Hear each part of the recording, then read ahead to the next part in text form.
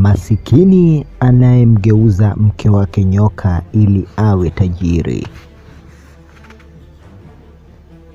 Katika kijiji kidogo kilichokuwa pembezoni mwa msitu aliishi mwanaume mmoja maskini sana, lakini siku moja alifanya jambo ambalo hakuna mtu angeweza kuliamini. Unafahamu ni jambo lipi hilo? Ungana nami hapa moja kwa moja nikupe simulizi hii yenye mkasa mzito wenye kusisimua. Hakikisha umejiunga nasi hapa kwa kusubscribe ili twende sawa. Asante. Siku moja mwanaume huyo aliyeitwa Juma, maisha yake yalikuwa magumu sana. Kila siku alifanya kazi shambani, lakini pesa hazikutosha hata kununua chakula cha familia. Mke wake Amina alipenda sana na alikuwa akimshauri kuhusu kupambana na kuvumilia kwenye changamoto za kimaisha. Lakini hata hivyo pia alizidi kumwonyesha upendo. Alimpenda sana sana na alivumilia katika hali na nyakati zote ngumu za kimaisha. Siku moja Juma alikutana na mzee wa ajabu sana alipokuwa huko misituni akikata kuni. Mzee huyo alimwambia, kama unataka kuwa tajiri lazima utoe sadaka kubwa sana. Juma alisisimka na kuuliza kwa hofu kubwa sana, ni sadaka gani hiyo? Mzee huyo alicheka sana kisha akasema kwa sauti ya chini, mtu unayempenda zaidi. Juma alibaki akishangaa na ghafla mzee huyo alipotea. Haraka zaidi Juma alibeba mizigo wake wa kuni alizokuwa akizikata kwa ajili ya matumizi ya kupikia nyumbani na alirudi kwa haraka sana. Alipofika nyumbani akiwa na mawazo mengi sana, aliangalia maisha yao ya umasikini. Akaona watoto wake wanateseka zaidi, lakini pia alimtazama mke wake Amina aliyekuwa akimpenda kwa moyo wote. Ndani ya moyo wake kulikuwa na vita kubwa sana. Usiku mmoja wa giza, Juma alirudi msituni kwa yule mzee. Akamtafuta sana mpaka alipomuona. Mzee alimpa dawa ya ajabu sana, huku akimwambia, ukifanya dawa hii na kwa ibada hii ninayokuambia, mke wako atageuka nyoka wa dhahabu na wa ajabu sana, na utapata utajiri mkubwa ambao hukuwahi kutokea na hukuwahi kuona. Basi Juma alifanya ibada hiyo kwa siri sana, huku akiwa ni mwenye hofu na kuogopa. Lakini ghafla kitu cha kusikitisha kilitokea. Mke wake Amina alianza kubadilika pole pole. Mwili wake ukageuka nyoka mkubwa wa ajabu. Na ghafla ndani ya muda mfupi tu Juma alipata utajiri mwingi kiasi ambacho wanakijiji wote walishangazwa kwa hili. Lakini moyo wake haukuwa na amani hata kidogo. Aligundua kuwa pesa zote zile haziwezi kununua upendo wa kweli.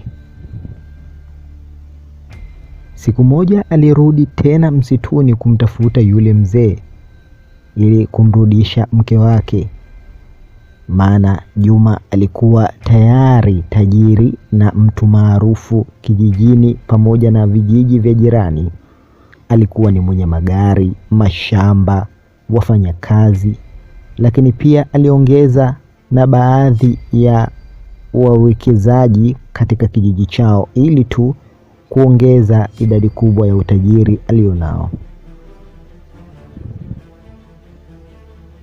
Juma aliporudi kwa mzee huyo alikuwa ametoweka milele, yaani mzee hakuonekana tena.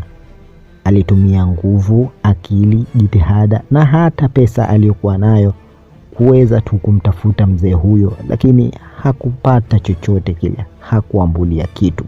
Yaani Watoto wa Kiswahili wanakwambia nyau nyau, yani bila bila, hakuna alichoambilia. Na hapo hapo ndipo Juma aligundua ukweli mmoja mchungu sana duniani. Baadhi ya maamuzi maishani hayarekebishiki tena. Juma alibaki akisononeka licha ya kuwa alikuwa ameongeza jopo kubwa la marafiki, wadau pamoja na watu mbalimbali ambao walikuwa wakimkubali yeye pamoja na biashara zake. Lakini maisha ya Juma moyoni yalikuwa yanamuumiza zaidi, kwa sababu yeye pekee ndiye alikuwa akijua siri ya utajiri huo umetokana na nini. Juma aliwasafirisha watoto zake na kuwapeleka mataifa ya ughaibuni kwenda kupata elimu za juu zaidi. Kwa bahati nzuri, Juma watoto wake walikuwa wakifanya vizuri kwenye masomo, lakini pia watoto walikuwa wakiuliza sana kuhusiana na mama yao. Juma yeye jibu lake lilikuwa ni kwamba mama yao alitoweka kwenye mazingira yasiyo ya kawaida. Hata hivyo pia watoto wake walivyokuwa wakimuuliza maswali haya, Juma alikuwa akiumia zaidi, kwani walikuwa wakimtonyesa vidonda vyake vya moyoni, jambo ambalo Juma siku zote lilikuwa likimzungusha na kumuumiza akili, mwili pamoja na roho. Alikuwa ni mtu mwenye majuto kila siku. Alikuwa ni mtu ambaye hana amani ya moyo. Hapa ndo utagundua ule msemo ambao unasema usitamani maisha ya mtu, kwa sababu hujui ni njia ipi ama tabu zipi anazozipitia katika hayo maisha ambayo wewe unayatamani. Miaka ilizidi kusonga, masiku yakazidi kukatika. Juma naye umri ukazidi kwenda mbele. Matarajio na hamu ya kumpata mke wake mdogo mdogo vikaanza kumpotea, sababu alitumia kila namna, kila njia, lakini wapi, Juma hakufanikiwa.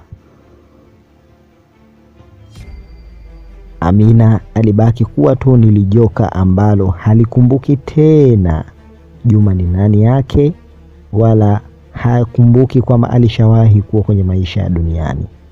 Yaani ni kama vile alitoeshwa kabisa katika fikra za kidunia. Alibaki kuwa nyoka tu ambaye akimpatia pesa nyingi sana Juma.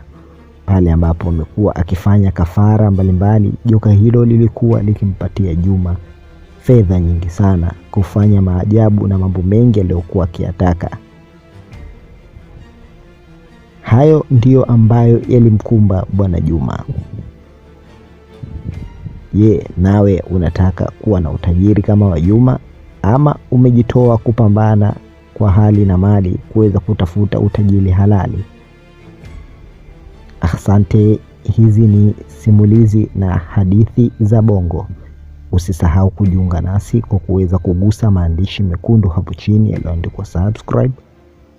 Lakini pia toa maoni yako kuhusiana na simulizi hii ya Bwana Juma pamoja na mkewe Bibi Amina. Umejifunza nini, ama una lipi la kumshauri Juma? Mpaka wakati mwingine tena.